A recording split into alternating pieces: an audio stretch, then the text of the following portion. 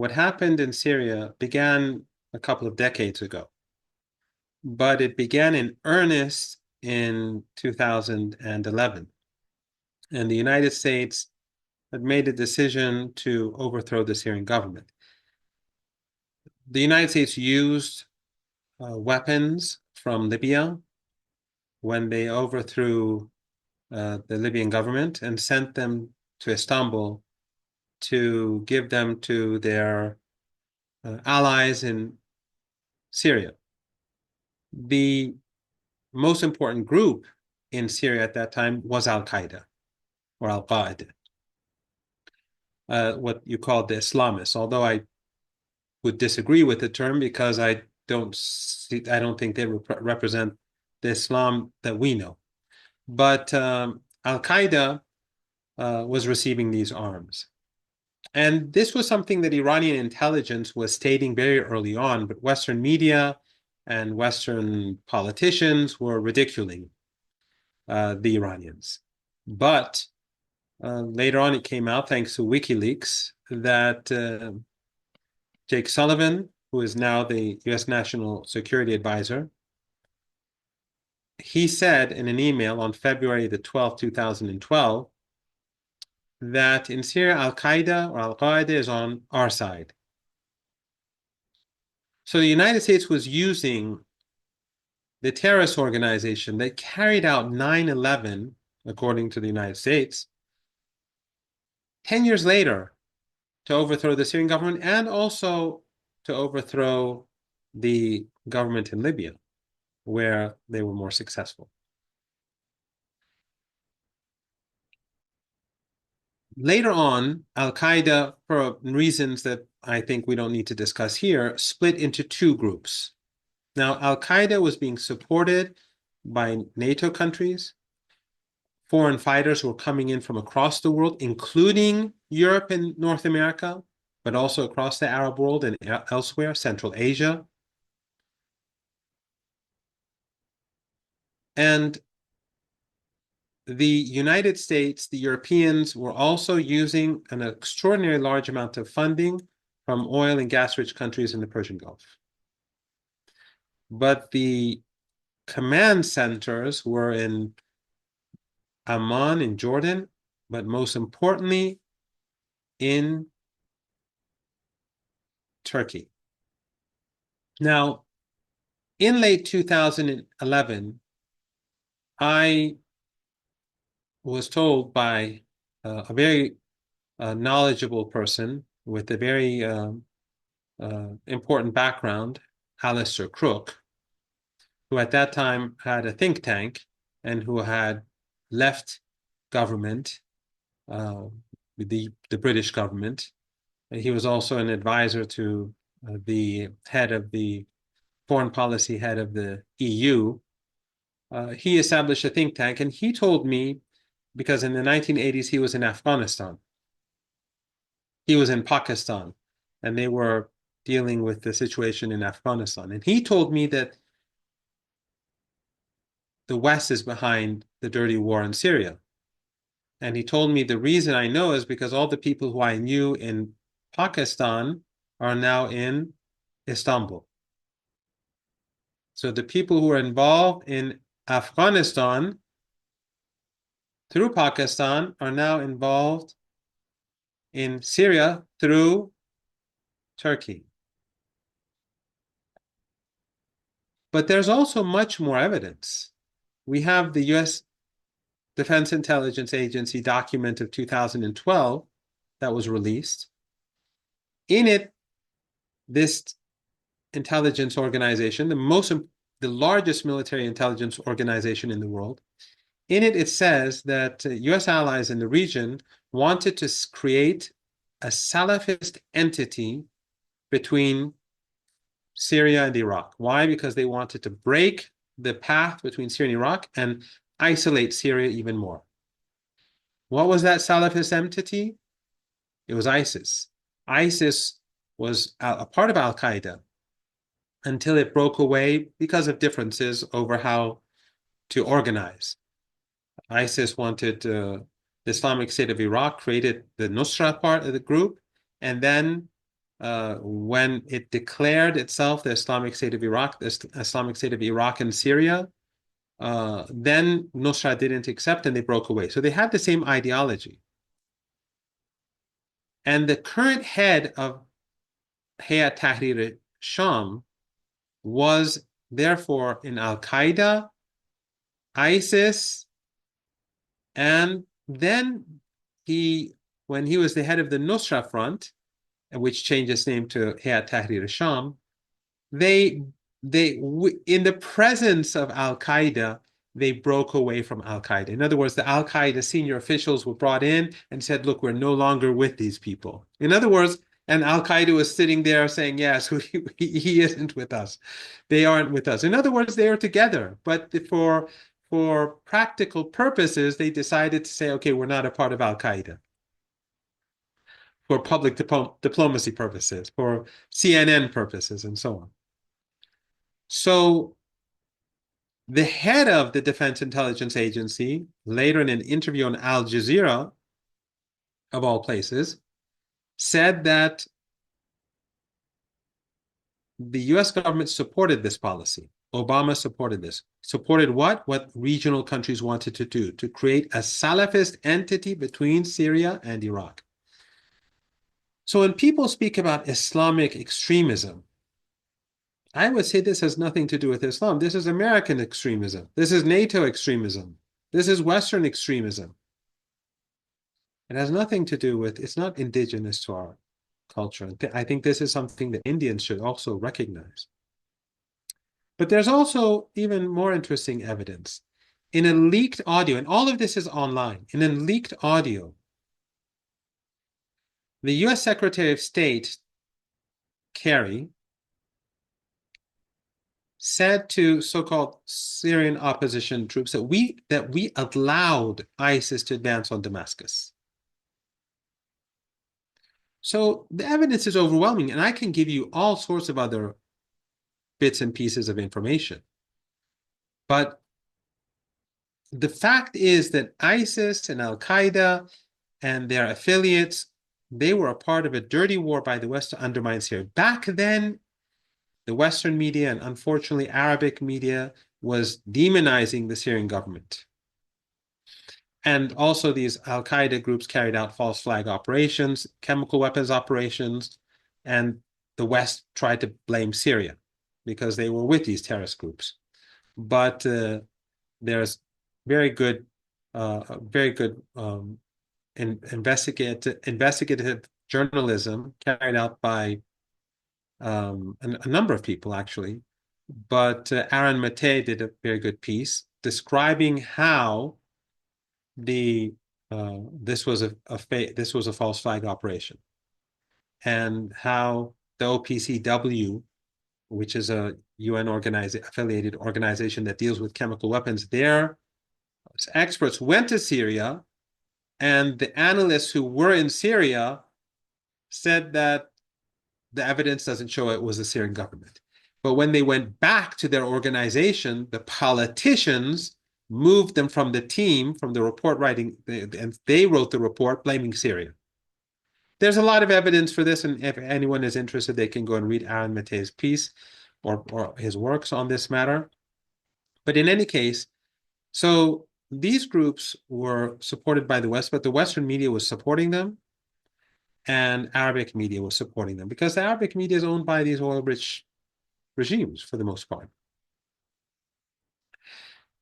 And the White Helmets, which was created by British intelligence, was working side by side with Al-Qaeda or the Nusra Front or Hayat Tahrir al-Sham, because Hayat Tahrir al-Sham is Nusra. So what we have now is HTS, but that was before Nusra, and before that was Al-Qaeda. Sorry for repeating, but I want your viewers to, who may not be acquainted, all of them, to get more acquainted with these names. The names change, but the organization is the same. They keep changing the label, but it's the same thing. So the so-called white helmets that the West was always speaking about, and in Hollywood they were trying to promote them, Their office was right beside the central office in in Aleppo, when they occupied Aleppo, in eastern Aleppo, as Hayat Tahrir al-Sham, the al-Qaeda group. I'll just say al-Qaeda from now on. So they were not independent. They were not, civil society people. They were working with al-Qaeda. So the West created a huge public diplomacy apparatus to support these al-Qaeda and ISIS terrorists and their affiliates to undermine Syria. Why? Because of Israel. All U.S. policy in our region is centered around Israel. That's why they can carry out a Holocaust in Gaza and get away with it. That's why they can carry out genocidal attacks on Lebanon. Nothing happens. No one is punished. No one is sanctioned. No country is sanctioned, because everything is being done for the sake of Israel, basically. All U.S. policy in our region. Netanyahu was the chief promoter of the war on Iraq. And the United States invaded Iraq. And the United States, as a result, spent trillions of dollars, wasted trillions of dollars, and killed over 1 million people. But since Israel wanted it, they did it. So the point is that these extremists are Western-backed. These extremists are very cruel and dangerous people. They have a horrific background. They slaughter innocent people. They consider everyone who does not think like them to be worthy of death, and they would carry out very ugly executions, and they have done some already on this occasion, even though they're trying to promote themselves in a different way, but they're the same people. So, what happened recently? There's a war going on in Gaza. Not a war, but a genocide, supported by the West. Day and night, women and children are slaughtered. Who is trying to stop the genocide? The Axis of Resistance. Two members are Ansarullah in Yemen, who blocked the Red Sea so that to put pressure on the Israeli regime to stop it, and the Iraqis, who fire missiles and drones at the Israeli regime to put pressure on them to stop the genocide. But the third was Hezbollah. Hezbollah began on October the 8th, when they knew that the Israeli regime was about to carry out a genocide. They began to attack Israel because the Israelis were saying, we're going to cut off the water for everyone, the food, the electricity, the fuel. That's what the Minister of Defense said. We're going to cut off everything. We're going to starve them. And then the Prime Minister called the Palestinians Amalek, which in biblical terms was a tribe which was completely wiped out, including their children and animals. And the president said that there are no innocents in Gaza. So it was obvious that the intention was genocide from day one. And all the lies about children's being beheaded, and the rapes, these lies were carried out in order to enable this genocide. So Hezbollah saw this coming, and they began attacking Israeli troops on the border to draw away part of the army from Gaza, to prevent them from wiping out the population. And they did this for a year, until the Israeli regime attacked Lebanon and sought revenge. So Hezbollah was in a very painful war where every time they'd win on the battlefield, the Israelis would bomb cities. We saw that. They destroyed southern Beirut. They destroyed Baalbek. They destroyed towns and villages. They would target families. They would especially communities that were supporting the resistance. Hezbollah would hold them on the border. The Israelis failed to make any inroads into Lebanon, which I think was extraordinary. And the biggest heroes in this whole year and 2 months is Hezbollah, because they willingly made sacrifices to save the children of Gaza. So when there was finally a ceasefire, and the Americans put pressure, and Netanyahu needed a ceasefire because the Israeli army was exhausted and they had many casualties, the next day, this attack began. And also, Netanyahu said that we need to deal with the so-called Iran threat. And the Israelis constantly threatened Syria. Before this assault by al-Qaeda, which was organized by Turkey, by Erdogan, the Israelis bombed all of the connecting routes between Lebanon and Syria so that Hezbollah couldn't go to the aid of the Syrian people against these groups. And then the assault began. So, and I don't want to explain the assault, I just want to point out that the Turkish government, which continues to send oil, Baku oil, cheap oil to Israel after 14 months, which never sent a bullet to Gaza, which never gave Lebanon any support, they decided to invade Syria, which was supporting Lebanon, which was hosting 500,000 refugees and helping the resistance.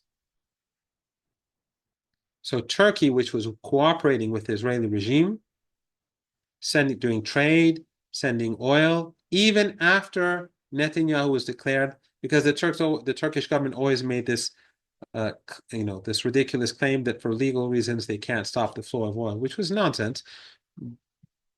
But after Netanyahu, the ICC declared Netanyahu to be a criminal and gave out an arrest warrant for him and his former Minister of Defense, they could have stopped trading because they said, for that reason, said because of the ICC. But they continue to sell. Even now, they're selling oil. So the Israeli regime carries out the genocide with oil coming through Turkey. And they do trade and they have diplomatic relations. So, and when the Israeli regime was thinking about attacking Lebanon, the president of Turkey, Erdogan, said, we will send troops to Lebanon to support Lebanon. So he never sent troops, he never sent anything. He did trade with the Israelis, and then he invaded Syria. So what does that say about Mr. Erdogan? Well, in early December, the 53-year period of the Assad family is over. First, the father, Hafiz al-Assad, a tank commander, took power through effectively a military coup, leading the Syrian Ba'ath Party into office. And then after his death, he had assumed that his elder son would take over. His elder son, unfortunately, was not able to, for he died. So unfortunately, a pressure came on the younger son, Bashar al-Assad. I mean, he was a ophthalmologist. He was perfectly content with his life. He was training in London. I think he was the most reluctant president of Syria. He was drawn in when he came into Syria. In 2000, there was a conclave held, maybe mainly left and Republican, secular intellectuals from the petty bourgeoisie gathered together with something called the Damascus Spring. They wanted to have a greater say in the public sphere and so on. Initially, Bashar al-Assad, the young man, decided to allow this opening, and then he shut it down. That might have been actually a big error on his part, because in doing so, he sort of lost the section of the secular petty bourgeoisie and the left petty bourgeoisie from his the structure he was going to create. In 2011, there was a large uprising in Syria. It was taken advantage of by various powers in the region, particularly Turkey took advantage of it. Turkey has had its long-standing claims upon northern Syrian territory. The founder of the Ottoman Empire, Suleiman Shah, is buried in northern Syria. Turkey has long coveted that region. The Turks became the home of the Syrian Muslim Brotherhood, which is the pious section of the petty bourgeoisie. When this rebellion took place, Turkey playing this role, al-Qaeda crossed the border from Iraq. The rebellion became quite fierce. Russia and Iran, as well as Hezbollah, came to the defense of the Assad government. This lasted for a better part of a decade. But then, because, to some extent of Israeli attacks on the Syrian military on Hezbollah, on Iranian forces, because of Russia's war in Ukraine. These, allies of the Syrian government were constrained elsewhere, and Syrian army itself had been hit by the Israelis, and so the rebels just walked into Damascus effectively in early December, led by Hayat Tahrir al-Shams, which is, a group heavily helped by the United States, Turkey, Israel, and so on. Although they do have a mass base within Syria of Islamists who have been cultivated over the past 20 odd years. Turkey's foreign minister recently visited Damascus and met al-Jolani. He's effectively the first foreign prime minister to do that. And he denounced the Syrian democratic forces, the Kurdish democratic forces, and he has called for the disbandment of the YPG, the Kurdish militia backed by the US, who is essentially effectively controls the northeastern part of Syria, and Turkey sees that as a great threat. Can you discuss a little bit of how you see is the implication of the HTS coming to power in northeast Turkey and the interest of the US in the region? Well, firstly, it's important to recognize that since at least 2011, Turkey has been quite severely Balkanized. Syria has been quite severely Balkanized. There really isn't one Syria, and so let's go over the map, if that's okay, just to clarify for people. In northwestern Syria and in parts of central Syria, central North Syria, the Turkey effectively is in control. Turkey has taken over that part of the country. In fact, the city of Idlib, where Hayat Tahrir al-Shams and other groups, HTS and other groups, had been holed up, it was because of Turkey. Turkey provided military support, invaded Syria in 2020 to defend those forces. So that whole northern belt up to about north-central Syria is in the hands of the Turks. Then, if you go further eastward from the Turkish-controlled area, there's an enclave controlled by the YPG, the Protection Services. The YPG is an organization of largely Syrian Kurds and others, assisted, in fact, created by the Kurdish Workers' Party, which is effectively a Turkish organization which the Turks proscribe. So does the United States. But nonetheless, the YPG, emerged in the middle of the melee of the civil war, largely as a front line against ISIS. And the reason for that was that the cities that the YPG and PKK controlled in northern Syria were along the route that ISIS took from Iraq to try to come to northwestern Syria. I mean, it just happened that they were on the road. So they were the front line. And as a consequence of being on the front line, and because of the US-Israeli links to Iraqi Kurds, the United States created the enclave of Iraqi Kurds in 1991 after the kind of stalled attack on Iraq at that period. They created an autonomous region in northern Iraq. Because of that close relationship with them, and that the YPG was a frontline against ISIS, the United States came in to defend the YPG, gave them aerial support. This was around the time of the Battle of Kobane. They provided aerial support for them. So here's an interesting thing. Two NATO powers, the United States and Turkey, are on two sides of the question of what to do with the YPG, the PKK, the Kurds in northern Syria. Turkey wants them disbanded, wants that enclave broken down. The United States actually is pretty keen on allowing it to remain. Now, why is the United States keen on allowing it to remain? Just to the east of the Kurdish enclave, the United States actually controls quite a large swath of territory along the Iraqi border. There's a large US base there. This is the area of Syria's oil fields, which the US now controls.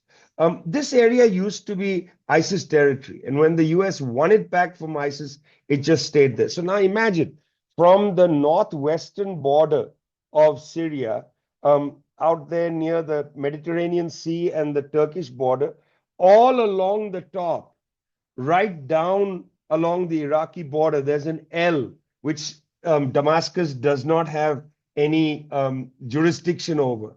Then if you come further south, in 1973, the Israelis had seized the Golan Heights, which are adjacent to the, what Israel claims as its border, and adjacent to Lebanon.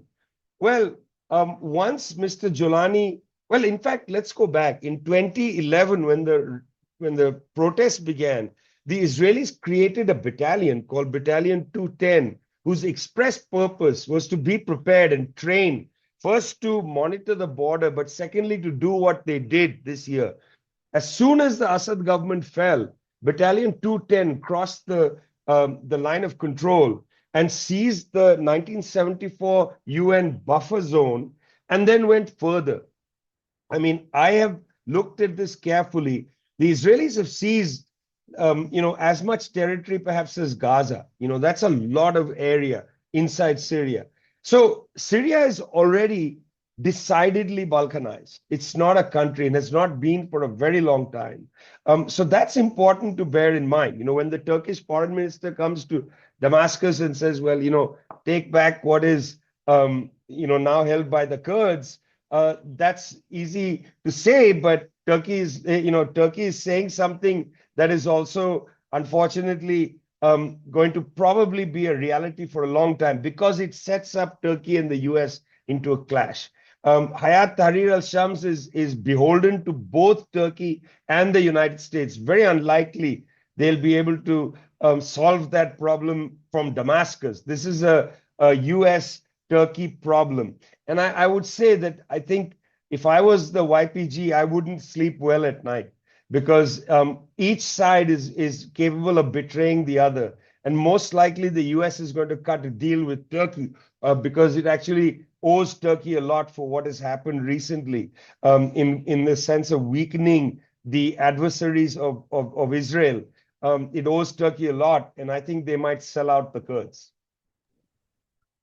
This reminds me of Iraq, in fact. I mean, effectively, a government that was weakened massively, like since the sanctions in 1991, and by 2003, because of that weakening, it was massively unpopular, not just among the Shia and the Kurds, but also among large sections of Sunni Muslim population and also his own Baath Party officials.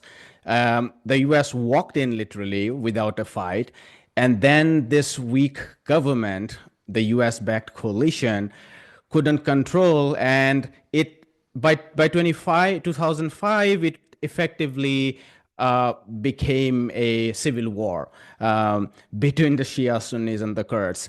How much of a likelihood of a bloody infighting between the Kurds and the Jolani-controlled Damascus and the region nearby is likely? I mean, firstly, the parallel is, I think, important and useful to look at the parallel with Iraq. But there are some differences. And, the differences are that, you don't actually have the United States in power in Damascus. Yeah.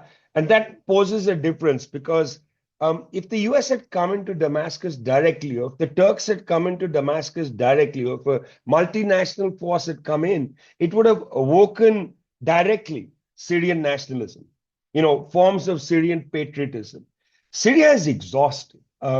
Syria has been under sanctions since at least 2003, when the US placed the Syria Accountability Act, on the country as a consequence of Syria allowing Iran to use Syrian territory to resupply Hezbollah. Syria has been exhausted by the sanctions policy, by the war since 2011, by the ceaseless bombardment, and so on. It is a country that is exhausted. It is, of course, the case that there are large sections of the population that may be relieved, that are relieved.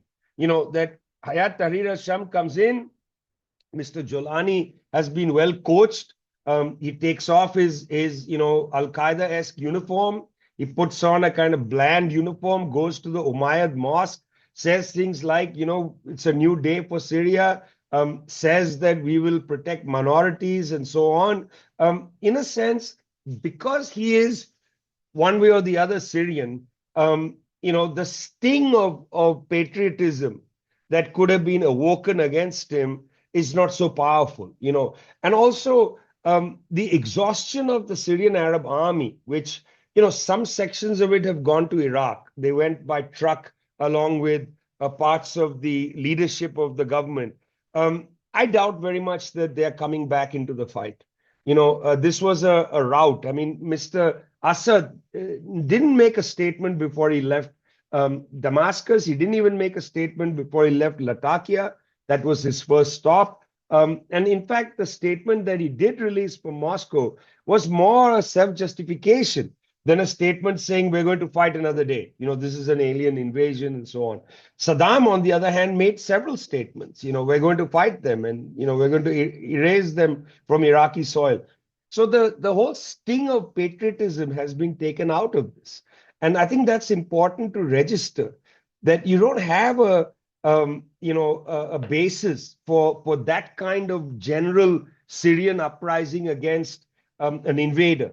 Secondly, we'll have to wait and see. I mean, this depends on a couple of factors. Will Mr. Jolani feel the need to move troops up to confront the Kurds? I don't think actually that's what the Turks were asking him to do.